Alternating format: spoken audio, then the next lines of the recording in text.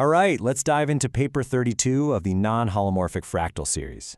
Now this one's a big deal. Why? Because it's where the rubber really meets the road. We're moving past theoretical models and getting our hands dirty with the first direct numerical test of a huge open question. So what's the big question driving all of this? Well, it boils down to something kind of simple.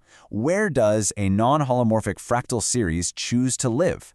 I mean, when you look at the asymptotic behavior of its coefficients, what neighborhood do they end up in? And up to this point, the research has given us a tale of two very different bands. First, you've got the orbit band, down around 0.14 to 0.19. You could call this the safe, stable, unconditional home. Then, way on the other side of town, you have the Watson band, between 0.79 and 0.87. This is the more elusive, conditional region. They're miles apart, and the series has to pick a side. This paper is the first real clue as to which one it prefers. Okay, so here's how we're going to break it down. We'll recap the tale of two bands, then get into what the real WBA ladder actually is. We'll look at the first big numerical test, see what happens when we start changing the parameters, check our work with some stand-ins, and finally, wrap up with the big conjecture. Let's jump in. All right, first up, a tale of two bands. To really get what's happening here, we need to quickly remember where we've been. The previous papers, 29 through 31, did a lot of the heavy lifting with theory and some simplified models. Yeah, those papers use what are basically toy models or proxies. Think of it like this. They built scale models and ran simulations. Super useful for getting the theory right, but it's not the real thing. Paper 32 is the moment we stop playing with the models and start stress testing the actual genuine WABA kernel on the real bird map. This is first contact. Okay, so if we're going to run a real-world test, we need to be super clear on two things. What exactly are we studying, and what are we using to measure it? First up, the object of study itself, the real WBA kernel. You see the function here. This little guy is the rule that gets applied at every single step of the bird map's orbit. It perturbs the system and generates a sequence of coefficients, the WBA ladder. And it's the long-term behavior of that sequence that we're trying to pin down.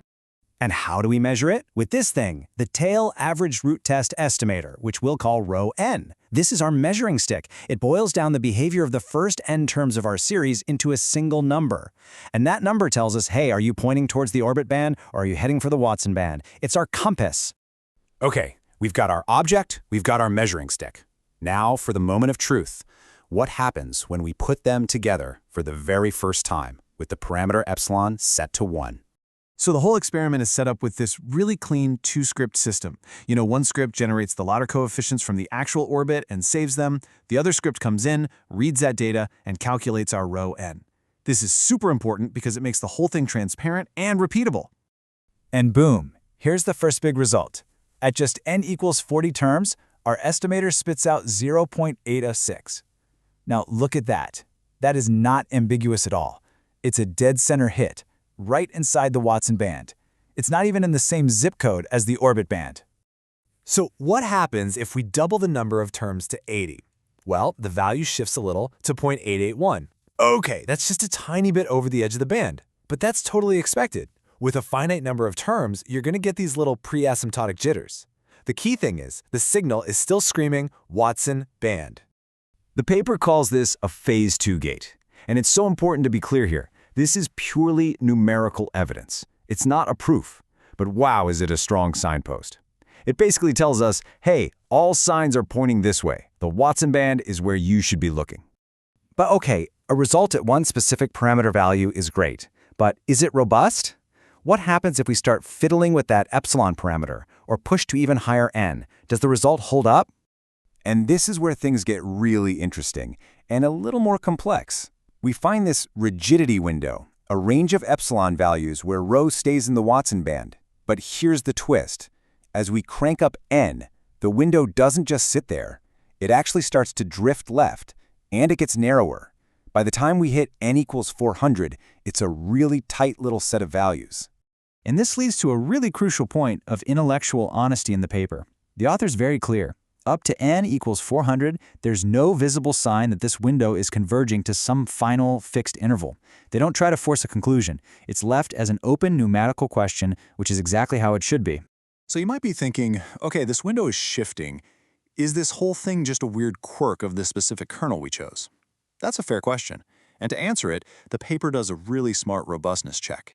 Remember those toy models from the earlier papers? The Lorentzian and alien strength proxies? Well, they get brought back off the bench here. The idea is, these are different functions, but they're from the same Watson class. So the question is, do they show the same weird shifting window behavior? And look at this. The answer is a clear yes. At n equals 400, the real WBA kernel and both proxies all land in pretty much the exact same narrow window of epsilon values. It's kind of amazing. They're all dancing to the same tune. So what does that tell us? It means this isn't some fluke. It's not an artifact of one specific kernel.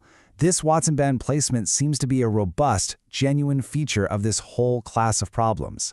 That's a huge boost in confidence. Okay, so we've run the first test, we've explored the shifting window, we've checked it with proxies. Where does all this evidence lead?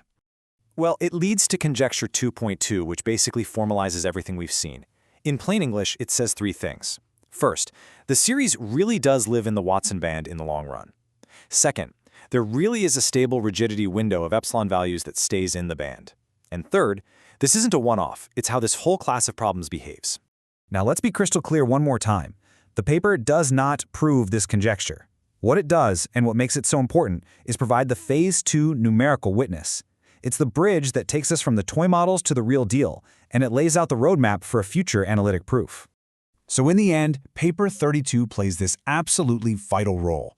It takes a huge step, solidifying the case for Watson band placement with hard numerical data. The witness has given its testimony, and now the stage is set for the analytic work to come in paper 33 and beyond. The question now is, what will the proof reveal?